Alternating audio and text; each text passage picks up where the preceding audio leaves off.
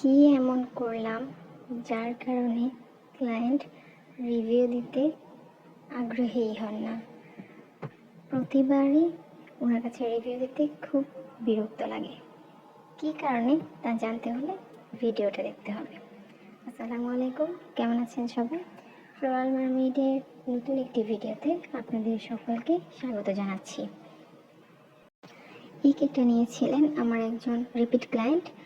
ওনারা সবসময় আমার কাছ থেকে কেক নিয়ে থাকেন এবং খুব বেশি গানাশ ফ্রস্টেড অথবা চকলেট ওভারলোডেড এই জাতীয় কেকগুলাই ওনারা বেশিরভাগ নিয়ে থাকেন। আপু এবং ভাইয়া দুজনেই আমার রিপিট ক্লায়েন্ট। ওনাদের যত কেকই লাগে আমার কাছ থেকে নেন এবং প্রতিবারই আলহামদুলিল্লাহ অনেক সন্তুষ্ট থাকেন আমার সার্ভিসের উপর, আমার কেকের টেস্টের উপর। আপু সবসময়ই সুন্দর করে নিজ থেকে রিভিউ দিয়ে দেন। উনি কেকটা যেখানে নিয়েছেন পিকচার শেয়ার করেন সবসময় খুব সুন্দর করে। আবার কেকের টেস্টের ব্যাপারেও খুব ভালো ভালো রিভিউগুলো উনি সবসময় দিয়ে থাকেন।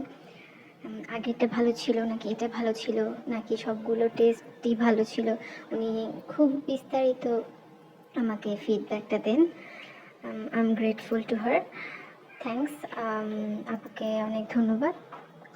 আর ভাইয়া হচ্ছে আমার কাছ থেকে যতবারই কেক নিয়েছেন দেখা যায় আমি অনেক টেনসড থাকি ওনার কেকটা পছন্দ হয়েছে কিনা, কেকটার ডিজাইন ভালো লেগেছে কিনা, টেস্ট পছন্দ হয়েছে কিনা। তো উনি অনেক রকমের কথাবার্তাই হয় ওনার সাথে। তো ওনাকে আমি জিজ্ঞেস করি ওনার কাছে কেমন লেগেছে, তখন উনি জানান যে কেক তো খুবই ভালো লেগেছে। এই কেকটার ক্ষেত্রে হয়েছে কি, ওনারকে যখন আমি জিজ্ঞেস করেছি উনি 2-3 দিন হয়ে যায় কিন্তু কিছুই জানাচ্ছেন না, তখন আমি জিজ্ঞেস করেছি যে ভাইয়া কেকটা ঠিক ছিল কিনা।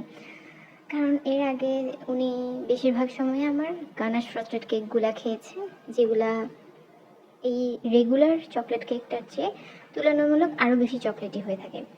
যার কারণে আমি এটাও দেখতে চাচ্ছিলাম যারা অতিরিক্ত চকলেটি কেকগুলো আমার কাছ থেকে নিয়ে থাকেন তাদের কাছে এই রেগুলার কেকটা কেমন লাগে, টেস্ট কি কম লাগে নাকি ঠিক ঠিক লাগে, আমি সেটাই জানতে চাচ্ছিলাম।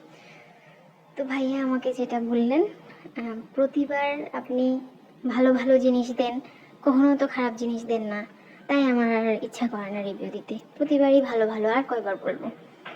আমি তো শুনে হাসতে হাসতে শেষ, কি বলে এটা। আমি তো চেষ্টা করি সবসময় যেন খুব সুন্দর কিছু, খুব ভালো কিছু আপনাদেরকে প্রোভাইড করতে পারি। ভাইয়া নিজেও হাসছিলেন, মজা করে বললেন কথাটা যে ওনার বাসার সকলের কাছে খুব বেশি পছন্দ হয়েছে কেকটা। আবার একটা সমস্যার কথা জানালেন, নিচের লেয়ারটা নাকি বোর্ড থেকে উঠতে চাচ্ছিল না, যেটা বোর্ডের সাথে স্টিক হয়েছিল। তো উনি আমাকে জানালেন এটা কেন হলো। উনি ভাবছেন হয়তো আমার বানানোতে কোনো সমস্যা হয়েছে কিনা। আমি বললাম যে না, ওইটা তো কেক যেন স্লিপ না খায়, যেন কেক ড্যামেজ না হয়, সে কারণেই আমরা নিচে একটু ক্রিম দিয়ে কেকটাকে স্টিক করে দিই যেন কেকটা বোর্ডের সাথে লেগে থাকে। এই তো আমার কেকের ফাইনাল